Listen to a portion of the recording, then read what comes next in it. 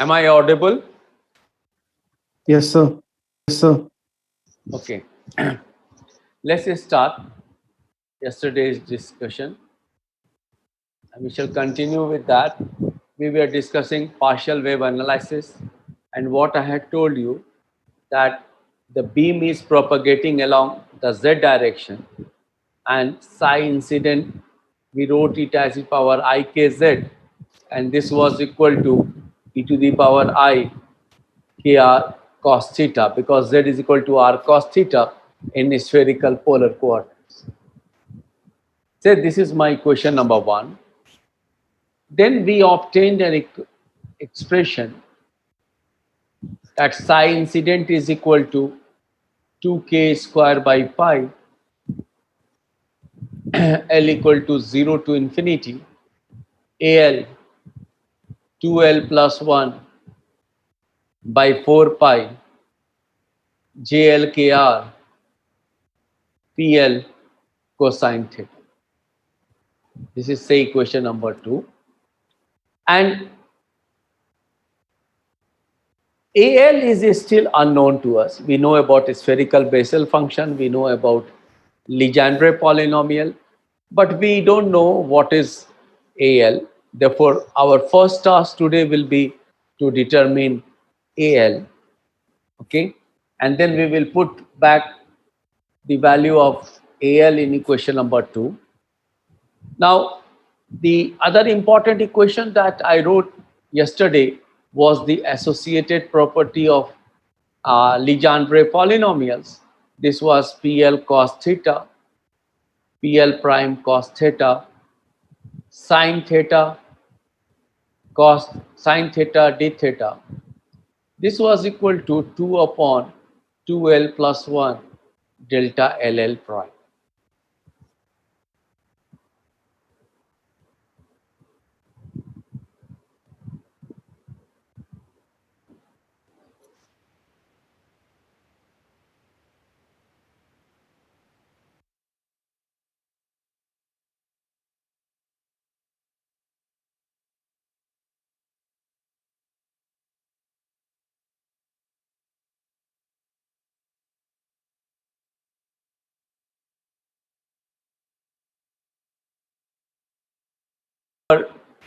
I was writing integral Bessel function. This was 1 by 2 I to the power L 0 to pi e to the power I r cosine theta PL cosine theta sine theta d theta. This is equal to JLR. Or equivalently, I can write this expression as 0 to pi e to the power IR cosine theta PL cosine theta sine theta d theta. Huh? हाँ, I 2I to the power L JLR.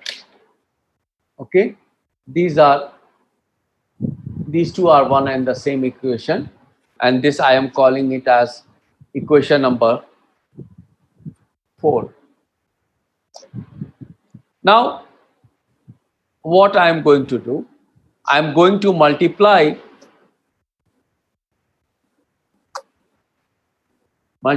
equation 1 and equation 2 by PL cosine theta and integrating over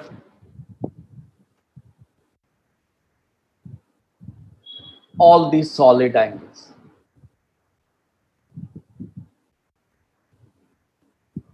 Fortunately, there is no phi dependence, therefore d phi will directly give us 2 pi.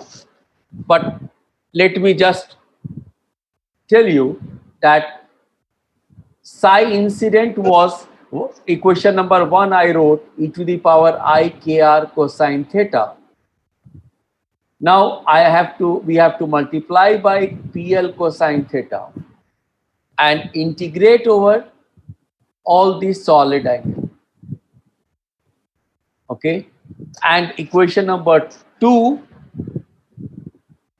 we have to multiply again by PL cosine theta and integrate over all the solid angles. Therefore, I am writing equation number 2 again.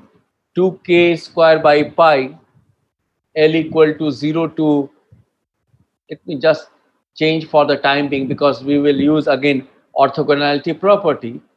AL prime 2L prime plus 1 by 4 pi JL prime KR PL cosine theta PL prime cosine theta d. This is what we have. Now notice neither the left hand side nor the right hand side has any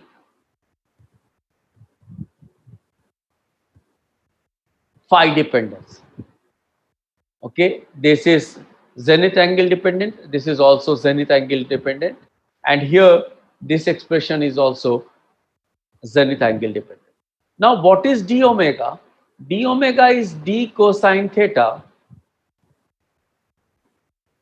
d cosine theta times d phi, and d cosine theta we write it as minus sine theta d theta d phi.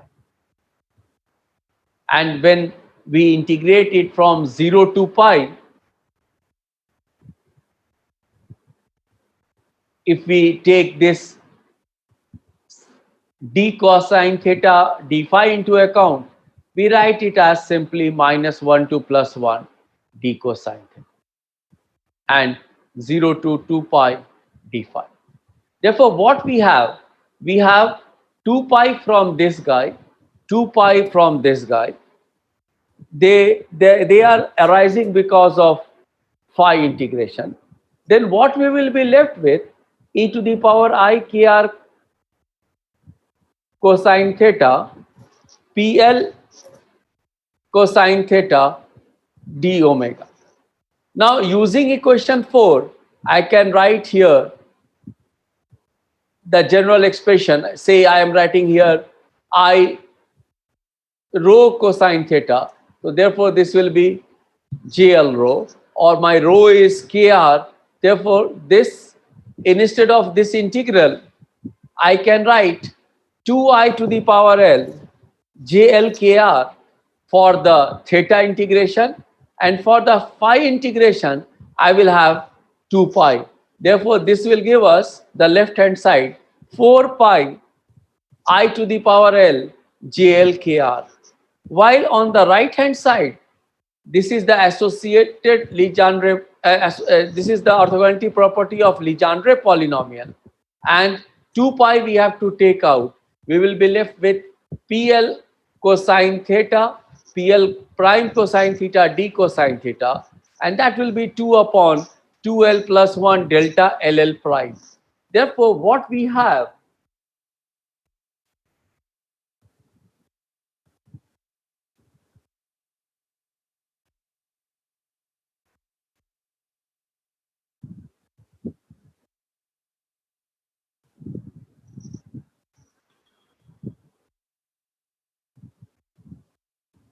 Sir ये वाली बात एक बार please फिर से repeat कर दीजिएगा, ये जो हम अभी कैलकुलेट कर रहे हैं जिस वे में.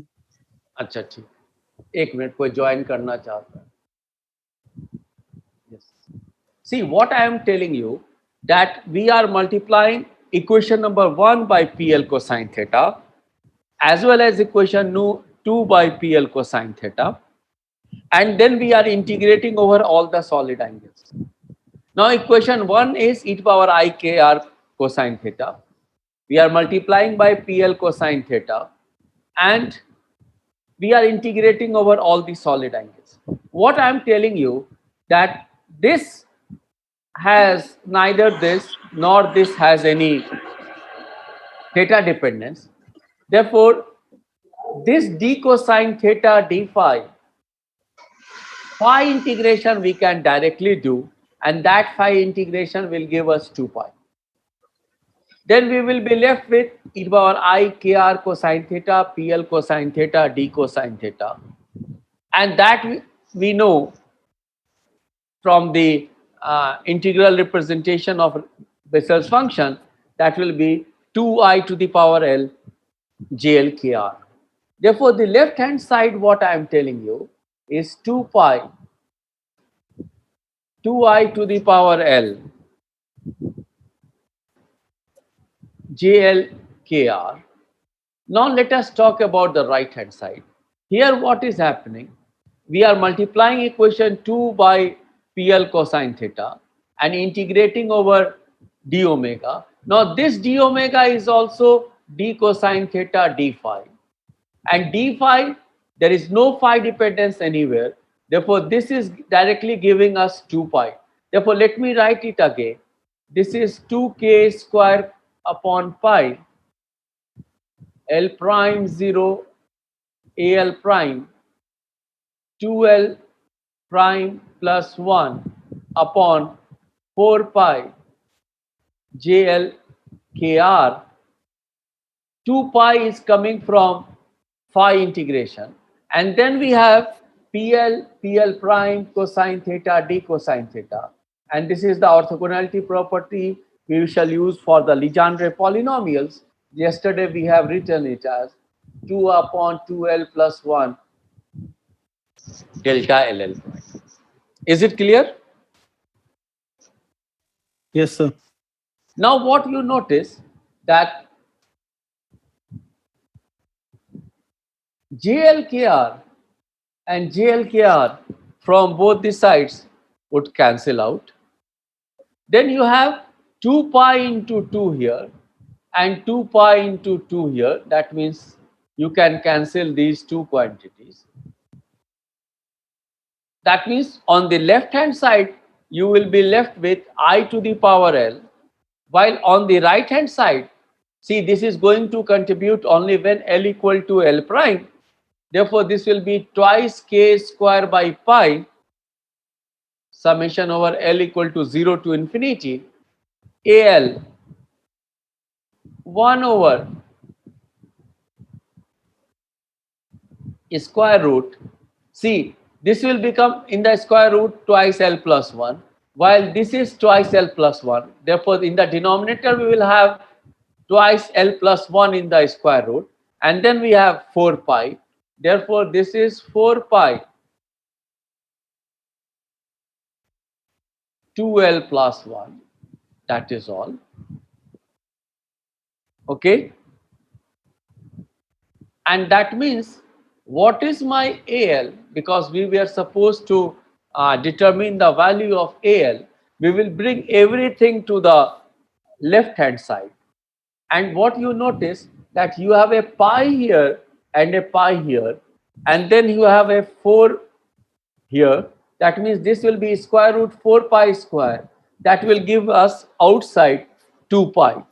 Therefore, when we will bring everything to the left hand side, we will have 2 pi square root 2L plus 1 upon 2k square I to the power n.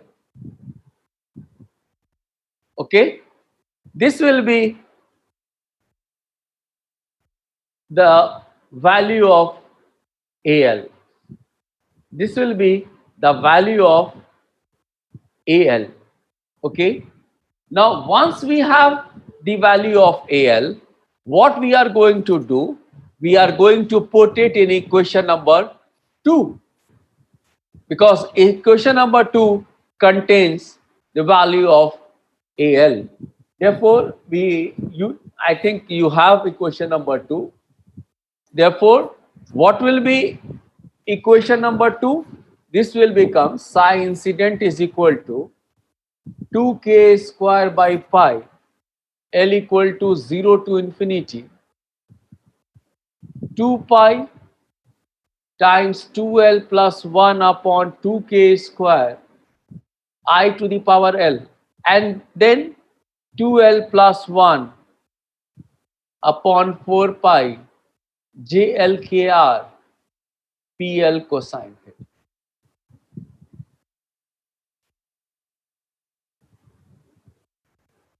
This is from equation number 2. Just we have put the value of AL. Now you notice 2k square will get cancelled out. We have pi here in the square root, and this, when we will take out this will, and there is a 1 pi over here in the square root. Therefore, this pi, this 4 will cancel out with this 2 pi in the numerator. That means what you are left with is L equal to 0 to infinity I to the power L 2L plus 1 JLKR PL cosine.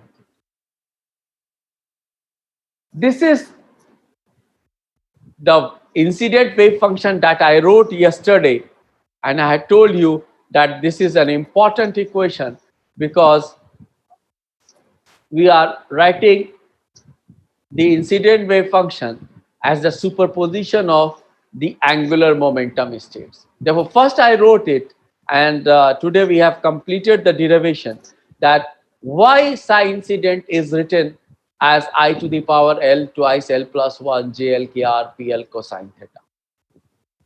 And then always we stand away from the scattering region.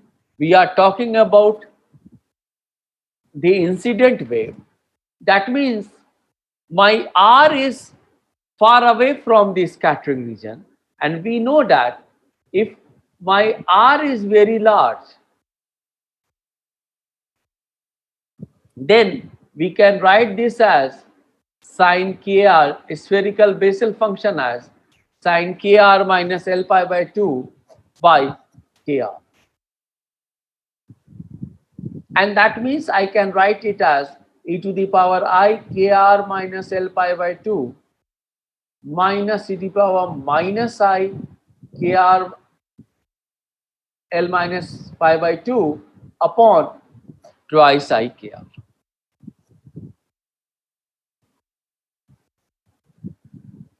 And if I use here, then I can write psi incident as equal to L equal to 0 to infinity 2L plus 1 upon twice I kr I to the power L e to the power I kr minus L pi by 2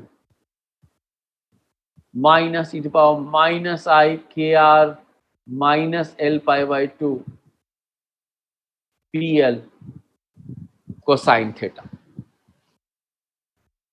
Now you see, what is e to the power I kr? E to the power I kr represents an outgoing wave, while e to the power minus I kr represents an incoming wave. Therefore, what does this represents? This represents an outgoing spherical wave, while this represents an incoming spherical wave. And what will be this equation number? 7.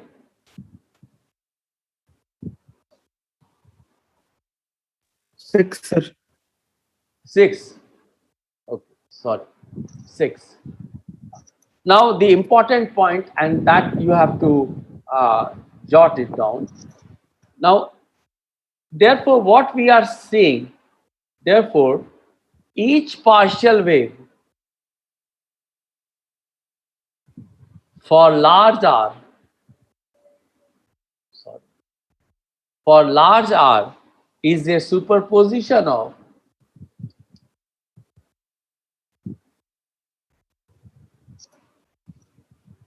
incoming and outgoing spherical waves. If the scattering potential, and this is an important catch, and if the scattering potential is attractive, the particle will be accelerated particle will be accelerated, and therefore the wavelength would be shorter. What do I mean by that? Suppose I am talking about electron nucleus scattering, say electron calcium scattering or electron lead scattering. These are different nuclei, but this has got 20 protons, this has got 82 protons. Now what will happen when an electron beam is coming and it will see a potential created by 20 protons or 82 protons? These protons are positively charged particles, and therefore what will happen, it will get accelerated as it will see the positive potential, because electrons are negatively charged. And when it will be accelerated, that means the wavelength in this region will become shorter. Okay. Now if instead of that you have a proton nucleus scattering, now proton is a positively charged particle, and therefore when it will see a potential created by positively charged particles, it will get repelled. And when one is getting attracted towards the target and another proton is there which is getting repelled from the target, therefore here the wavelength is becoming larger, while here the wavelength is becoming shorter. That means, and that is an important catch, that is why I am writing, therefore each partial wave for large r is a superposition of incoming and outgoing spherical waves. If the scattering potential is attractive, the particle will be accelerated, and therefore the wavelength will be shorter near the scattering center. On the other hand,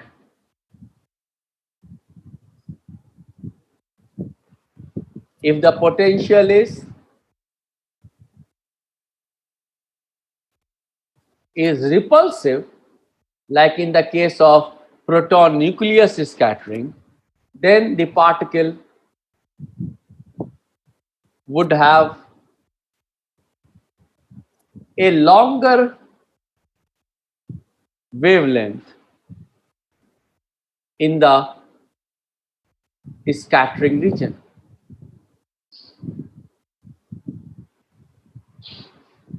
Okay, and meaning by that, in both the cases where the particle is an incident electron or whether the incident particle is a proton, its wavelength is going to get modulated. Okay, either the wavelength will become shorter or the wavelength will become longer. Okay, therefore what is I'm changing slide. Therefore in either case, when the particle emerges,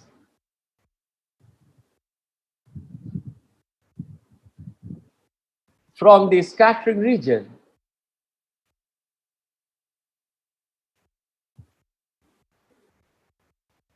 its phase would be different from the case where there is no scattering. No scattering means absence of potential. Particle is going unhindered. It is going on in the straight path with the same energy and momentum. Therefore, if the potential is short range, the final wave function at large distances after scattering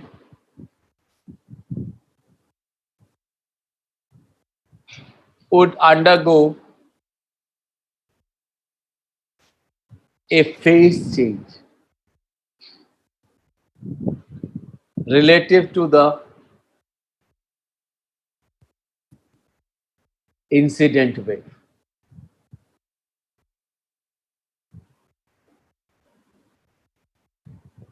Okay, this is an important concept, that we are talking about a change in the wavelength, and which is taken into account by introducing a phase factor. Therefore, and what is important point, that we are treating the potential to be weak, and that means its range is finite. That means there won't be much change in the outgoing wave, although there will be definitely a change, but that change will be accommodated by introducing a phase shift. Okay, therefore, the final wave function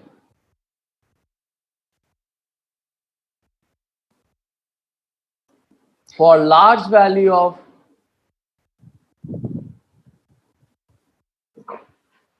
R must have the form psi f for large value of R. This will be again L equal to 0 to infinity. Okay, AL twice L plus 1 upon KR I to the power L. You see, everything I am dumping over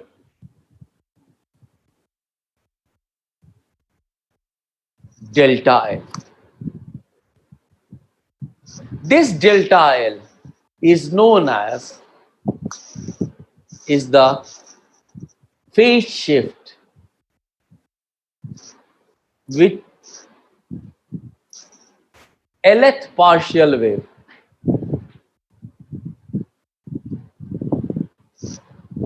suffers. Okay, that means all the change in the wavelength will be taken care by this delta L.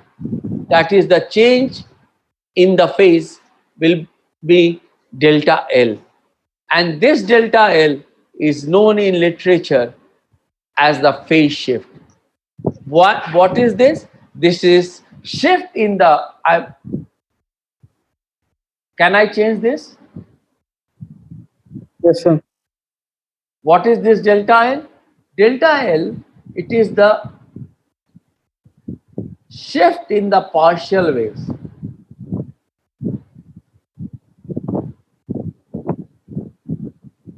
due to the presence of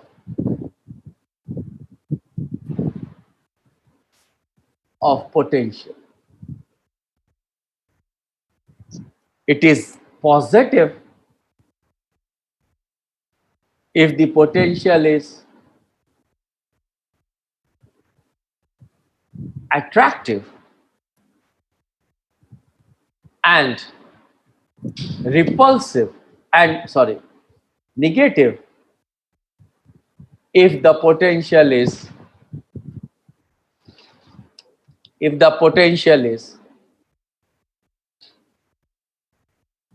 repulsive. Like in the case of proton nucleus scattering, this delta L will be negative, and in the case of electron nucleus scattering, this delta L will be negative. Now recall that when I introduced two body scattering, I wrote the total outgoing wave function as the sum of the incident wave and the scattered wave. This is what I had written in the very first or second lecture while I had introduced scattering. Okay, that this total outgoing wave will consist of the unscattered wave plus the scattered wave, and that is why in the class I wrote psi scattered is psi f minus e to the power I kz, and this was equal to f theta phi e to the power I k r by r. This is recall what I had written in the class. Okay, that this is my scattered wave. Now we have psi f and we have psi I today in terms of partial waves. Therefore, what I am going to do, I am going to put the value of psi f here and the value of psi in which we have evaluated today. Okay, therefore, what will be f theta phi?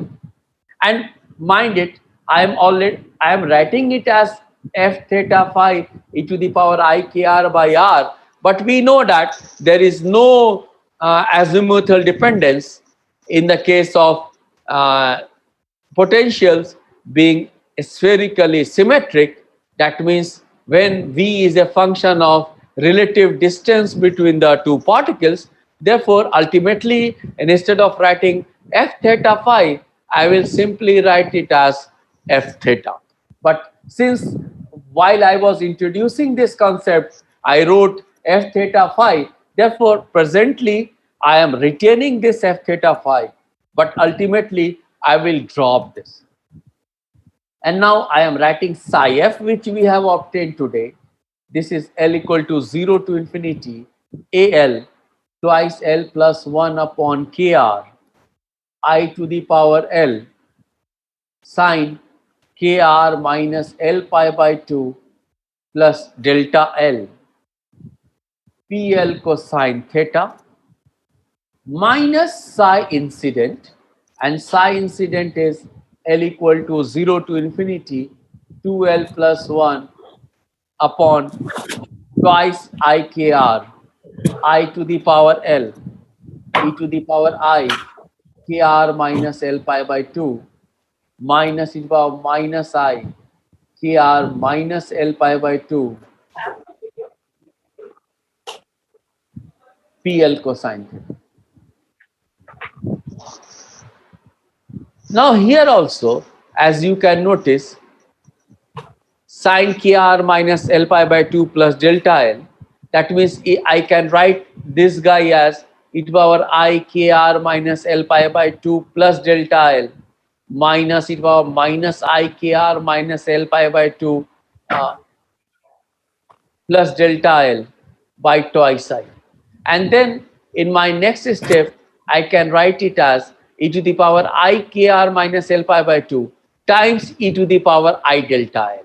Okay, and similarly e to the power minus I kr minus L pi by 2 times, here there is a negative sign, therefore this will be e to the power minus I delta L. Therefore, following this prescription, I can also write sine kr in terms of the exponentials, and I'm changing the slide. I'm writing f theta phi e to the power I k r by r.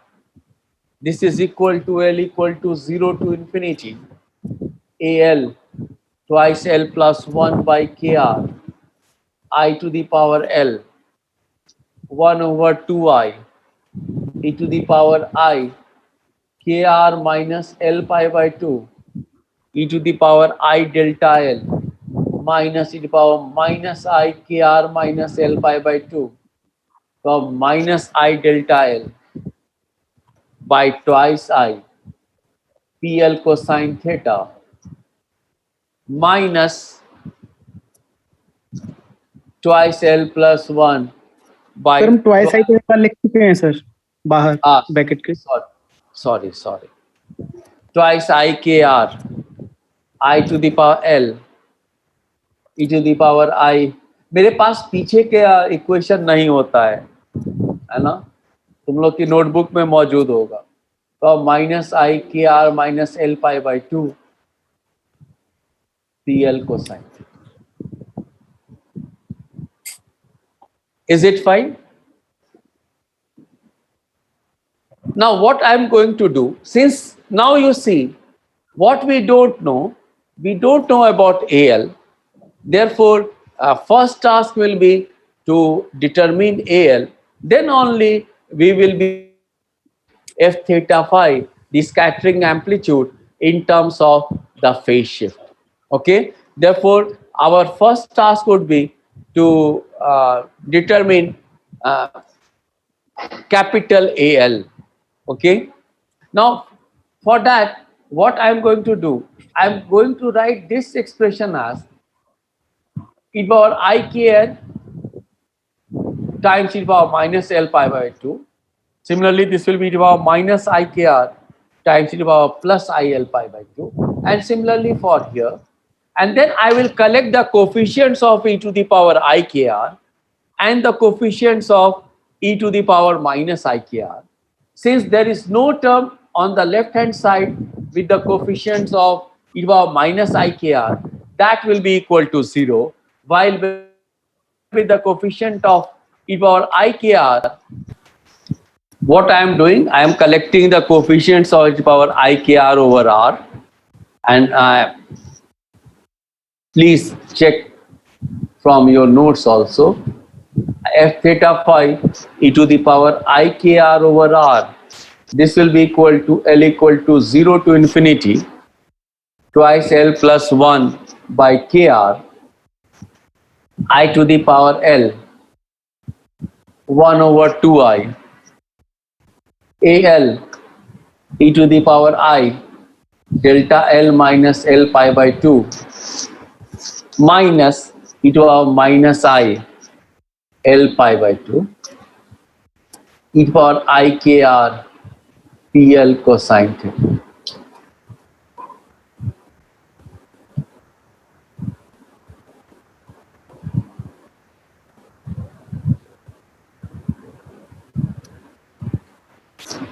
Plus L equal to 0 to infinity twice L plus 1 by k r I to the power L 1 over 2i minus AL e to the power I minus delta L plus L pi by 2 plus e to the power I L pi by 2 e to the power minus I k r PL cosine theta.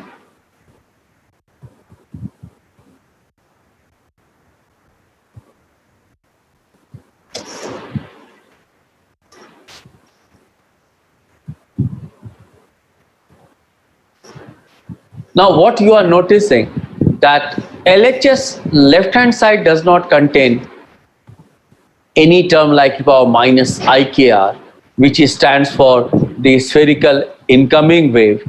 Okay, and while the right hand side has both the components of incoming wave and the outgoing wave. Therefore, when we compare the coefficients of e to the power minus IKR, what we realize that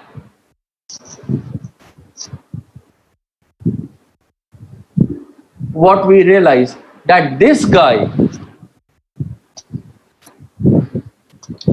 guy must be equal to 0.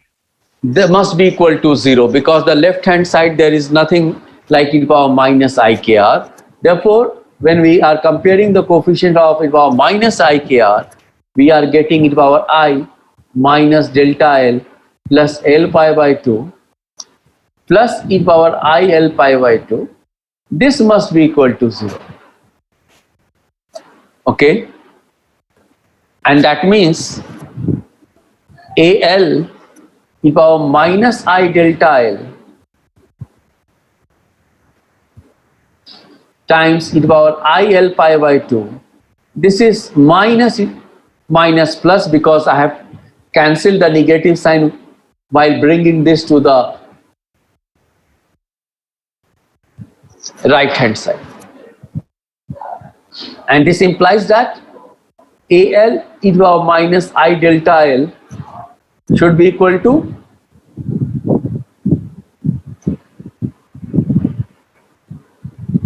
1. 1. That means AL is equal to e to the power I. AL is equal to e to the power I delta L. Okay. Now the second important thing that I told you, that we have compared the coefficient of the power minus IKR to determine the value of AL. Now the next task is, if we compare the coefficient of e to the power IKR, then we will be able to tell what is the expression for the scattering amplitude, because now we know what is our AL.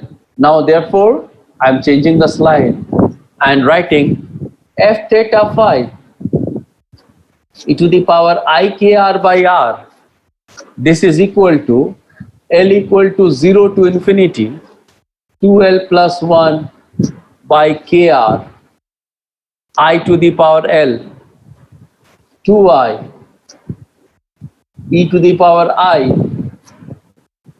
twice delta L minus L pi by 2 minus e to the power minus I L pi by 2 e to the power IKR PL cosine. Okay, we have put the value of AL here, and that is why we are getting 2 over here.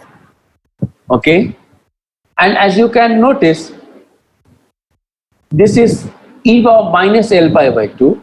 Here also we have e to the power minus L pi by 2. Then that means I can take e to the power minus I L pi by 2 outside, and this will, then the bracket will become e to the power twice I delta L minus, the bracket will become e to the power minus twice I delta L minus 1.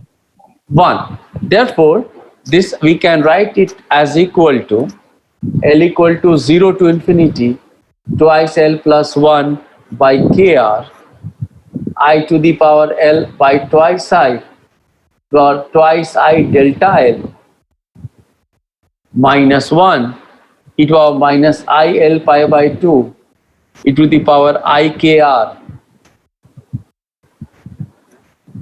PL cosine. Is it not? Now you notice, what is I to the power L?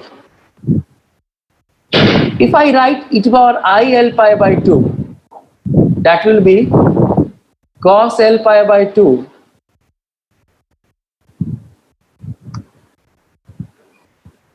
plus sin L pi by 2. Is it not?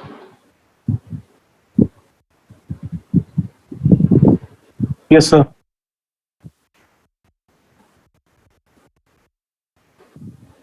Now tell me, if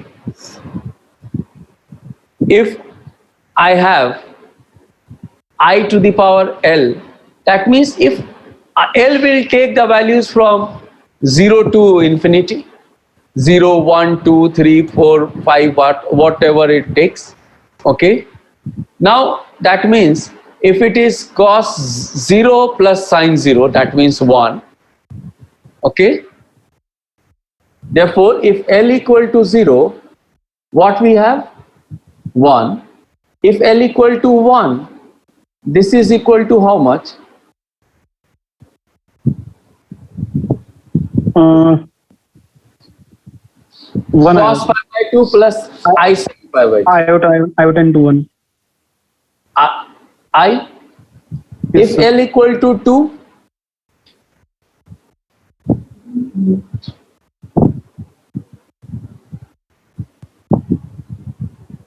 This will Minus become 1. minus 1, good. If L equal to 3,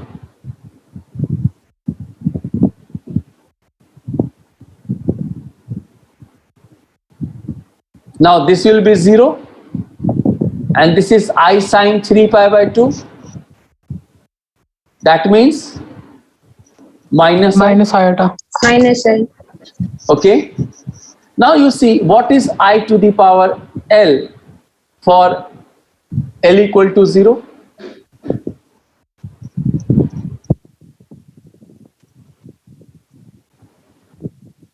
I to the power L for L equal to 0. 1. 1.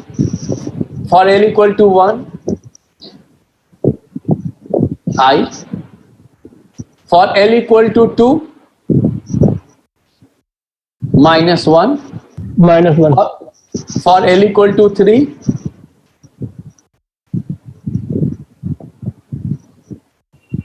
Minus I. minus I. Okay. Now what will happen when L equal to 4? You will get back to 1. L equal to 5 will give you I. L equal to 6 will give you minus I. L equal to 7 will give you minus I. Therefore, this the same will be true for 5, 6, 7, 8, 9, 10, 11. That means for all the possible values of angular momentum, you can accommodate it by writing, instead of I to the power L, e to the power I L pi by 2. Is it not? Are you getting me? Yes, sir. What I am trying to convince you, that I to the power L is equivalent to I to the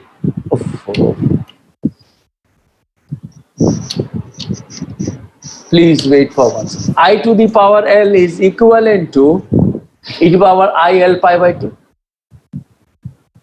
Similarly, if I have e to the power minus I L pi by 2, this will be cos L pi by 2 minus I sin L pi by 2. Okay. And now tell me, what are the possible values for L equal to 0, 1, 2, 3,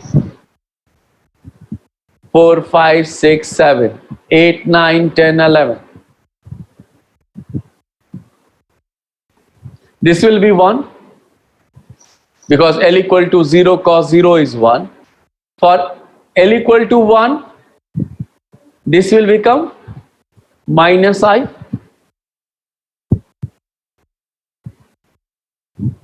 For L equal to 2,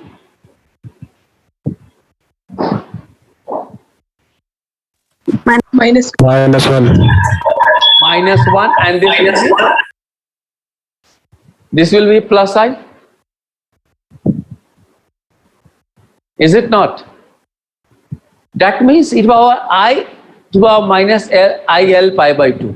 Now you see, if I write it as I to the power minus L, then L equal to 0, 1. For L equal to 1,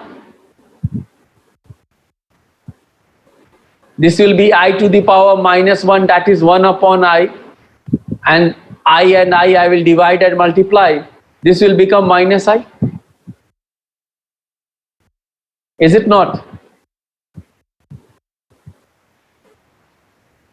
For L equal to 2, this will become 1 over I square, and that will be minus 1. And for L equal to 3,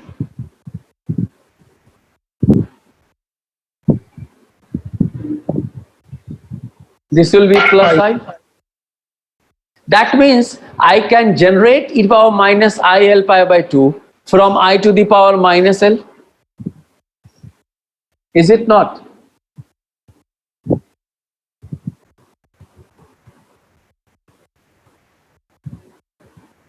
Are you getting me? Yes, sir. sir. And this I can equivalently write it as, what? Minus I to the power L. That also you can verify. When I will take L equal to 0, this will be minus I to the power 0. And minus I to the power 0 will be how much? 1. Because anything power 0 will be 1. Then when L equal to 1, this will become minus 1. When L equal to 2, this will become minus I square.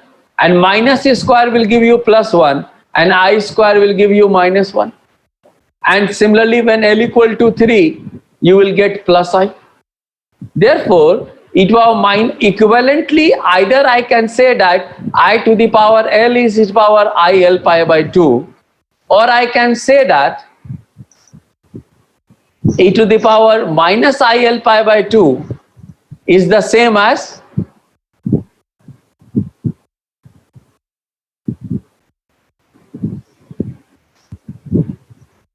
I to the power minus L. power minus L.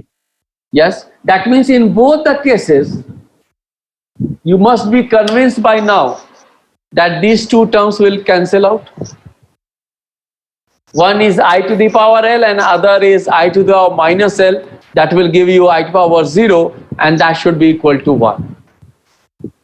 Try to convince yourself. If you are not convinced, look at it carefully and tell me whether you are getting the same result or not.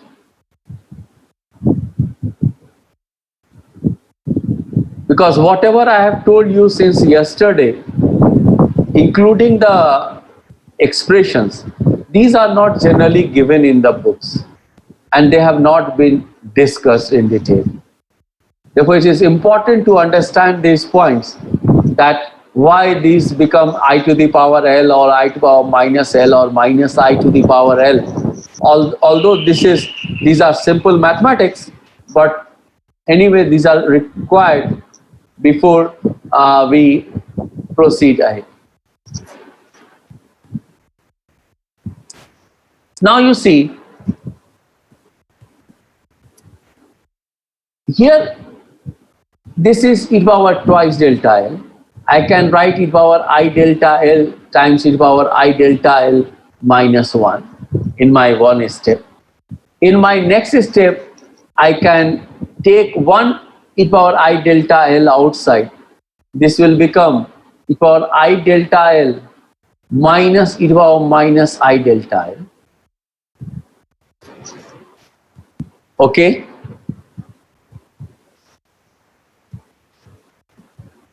And when I will bring this 2i to the denominator,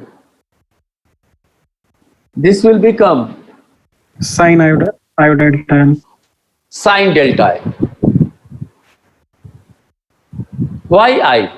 This will be simply sine delta I. Okay? Therefore, this expression is, I can write equivalently as L equal to 0 to infinity twice L plus 1 by kr sine delta L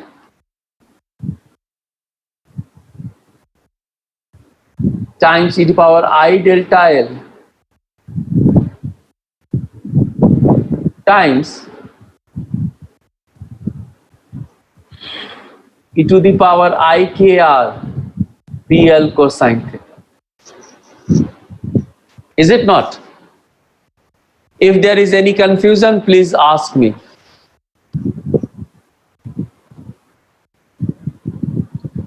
Is it all right? Anybody? Yes, sir. Now you see what I will do. I will compare this guy with, 1 second please. अरे कोई है?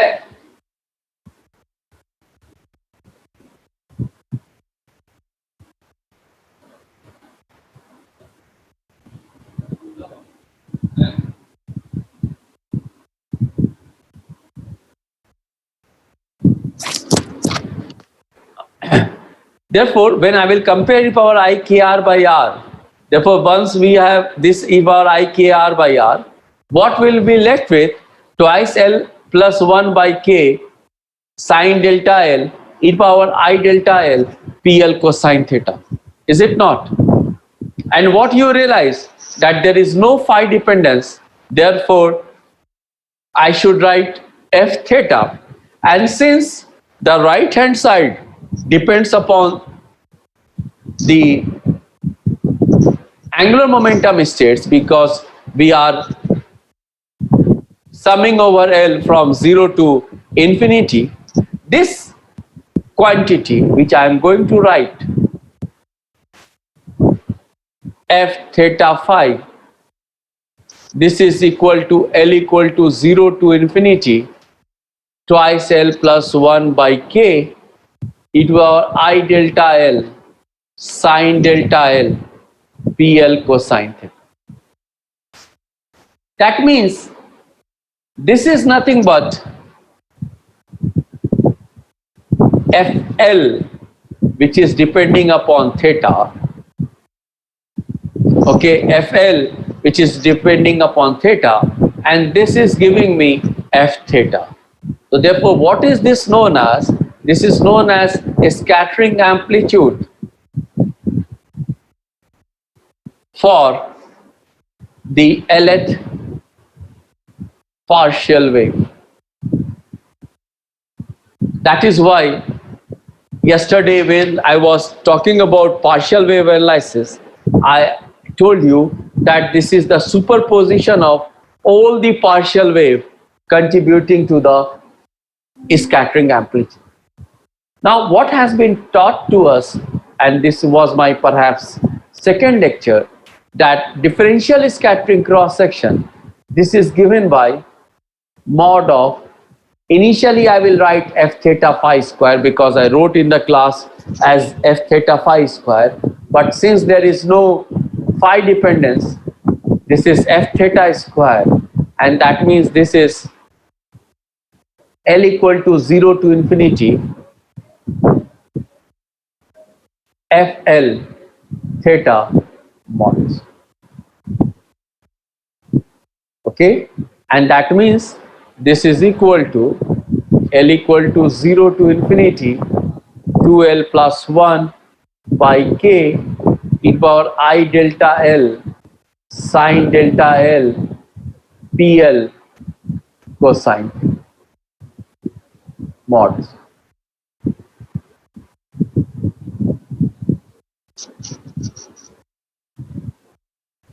Okay. Now see, this is mod square. That means this quantity and the complex conjugate of this quantity. Now there is only one quantity which is here, e power I delta L, whose complex conjugate will give you me e power minus I delta L. Therefore, the total scattering cross section sigma, this is obtained by integrating over all the angles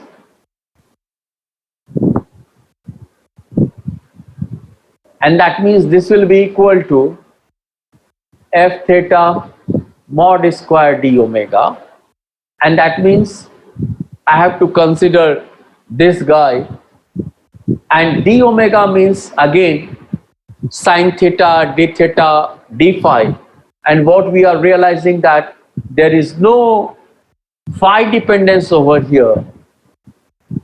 Okay, therefore what we can write this as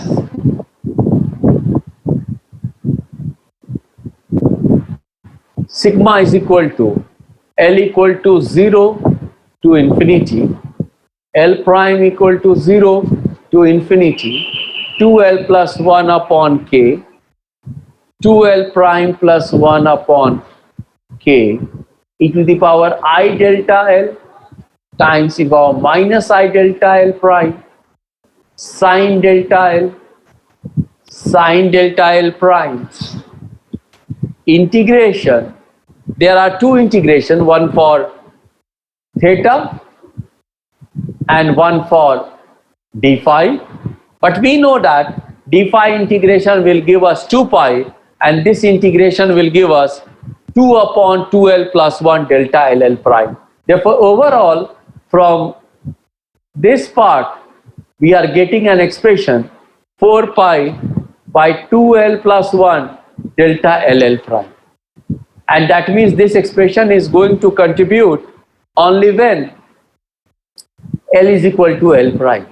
Therefore, what we have, L equal to 0 to infinity, 2L plus 1 whole square by K square. If our I delta L and our minus I delta L are going to cancel out, sine square delta L times 4 by twice L plus 1 delta, we have already taken into account L equal to L prime. That means 1 to L plus 1 will get cancelled with 1 to L plus 1 from the numerator, and you will be getting this as 4 pi by K square summation over L equal to 0 to infinity 2L plus 1 sine square delta L. And that I can also write it as 4 pi by K square. L equal to 0 to infinity. For L equal to 0, this will be sine square delta 0. For L equal to 1, this will be 3 sine square delta 1 plus 5 sine square delta 2 plus dot dot. And what I have told you, that the potential is weak. Therefore, there will be shift in the partial waves, but the higher partial waves we won't take into account, because there the shift will be very, very small, because the potential has got a finite range, and therefore in general,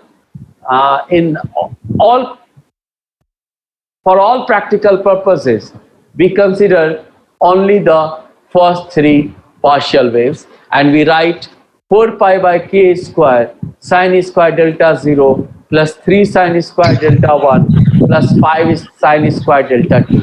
Meaning by that, and if we are using partial wave analysis, the mic off karna, if we are using partial wave analysis, then to obtain the total scattering cross section, what we are required to know the phase shift.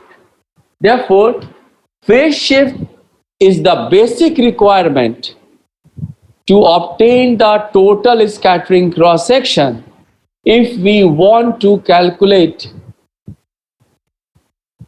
either differential scattering cross section or the total scattering cross section. Okay. Now our task will be